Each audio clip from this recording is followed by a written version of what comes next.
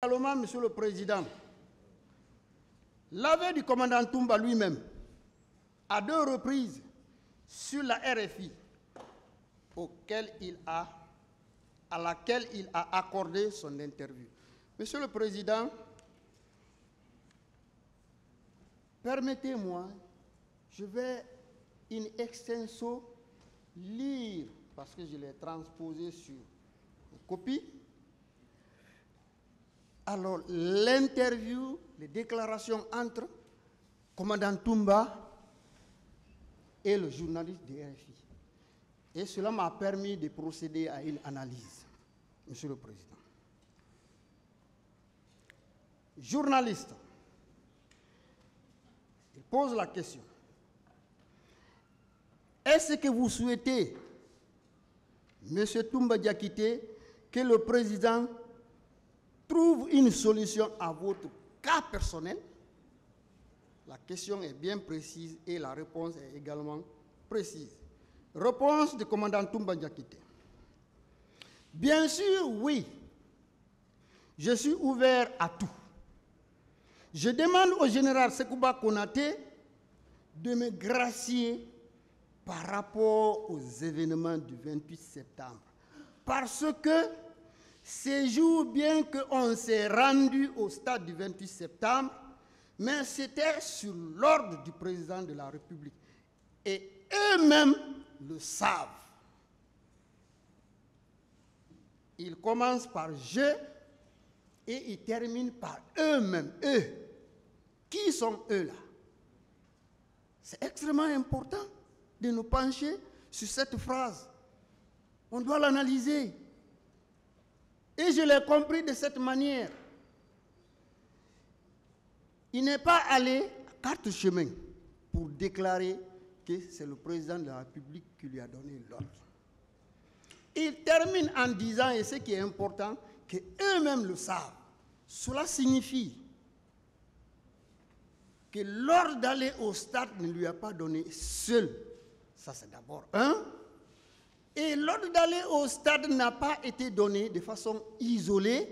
Ils étaient nombreux et l'ordre lui a été donné. Ceux qui étaient présents ont dans leur conscience, c'est extrêmement important, que l'ordre d'aller au stade venait du capitaine Moussa Dadis Camara. Ils étaient nombreux. Et très sûrement, Monsieur le Président, au cours de cette réunion qui s'est tenue la nuit, tardivement la nuit, au cours de laquelle M. Sidia a été appelé. Ils étaient là. Selon Sidia,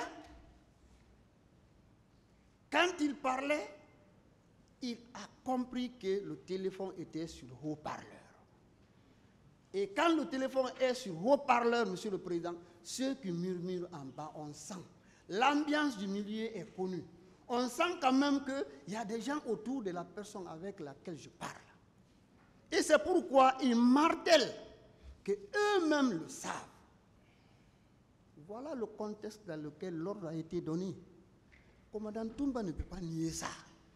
Et où il a donné cette version? Et quand? C'est pendant qu'il était en fuite, après la tentative d'assassinat du président de la République. Et avant cette tentative d'assassinat, le problème du 28 septembre était avec lui. Ce problème était sur ses épaules. Et partout où il va, cette question revient constamment, Monsieur le Président. Et là où il a donné la réponse, il était seul. Il n'y avait ni contrainte, il n'était ni poursuivi, il était d'ailleurs dans un endroit sûr. Peut-être il croyait que nous étions encore au Moyen-Âge. Quand vous finissez de parler, il n'y a pas de traces qui restent. Mais les disques de la RFI enregistrent ce que vous dites.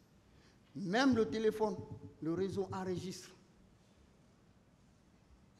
Voilà le contexte dans lequel il a pu parler.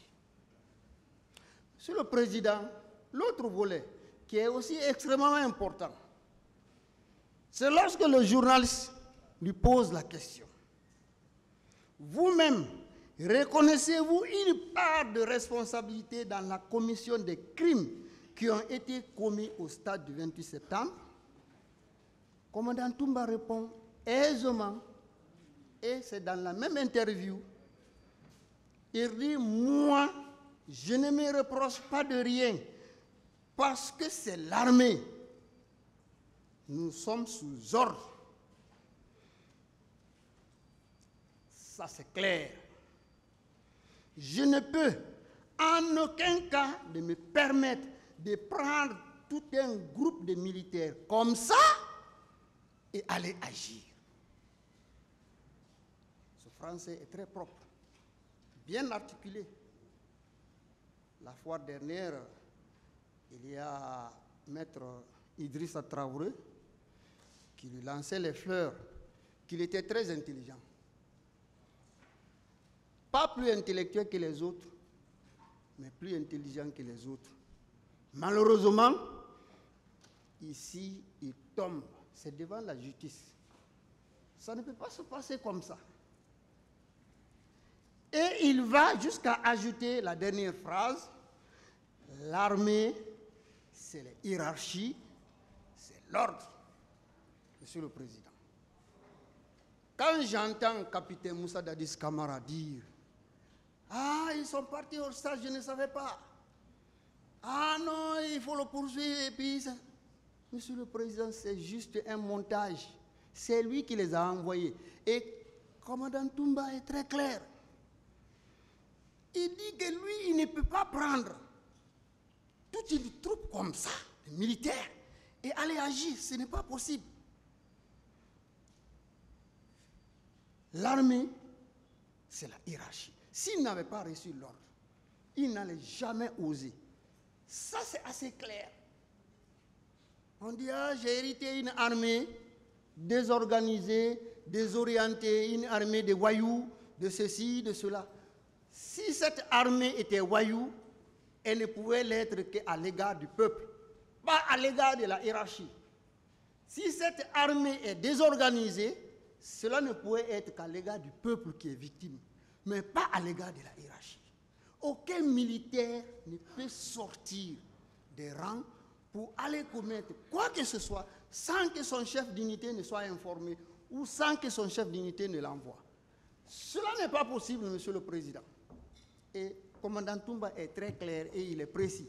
Il était l'aide de camp du président de la République et il était le commandant du régiment.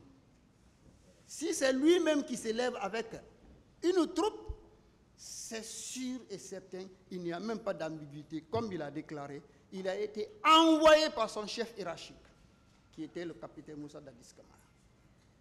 Il n'y a rien à discuter ici. Ce qui est écrit, ce qui est dit est dit.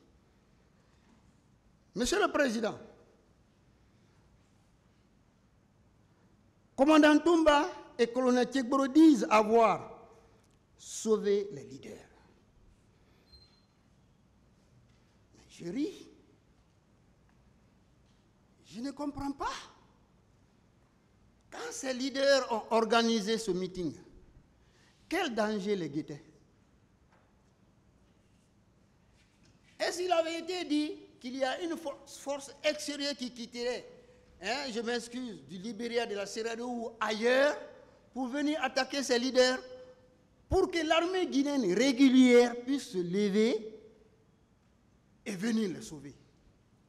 Mais je tombe de nuit quand on me dit qu'ils sont venus sauver les leaders.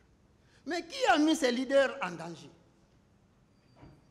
C'est comme quelqu'un est en train de dormir paisiblement, vous venez, vous fermez la porte derrière cette personne et vous mettez le feu.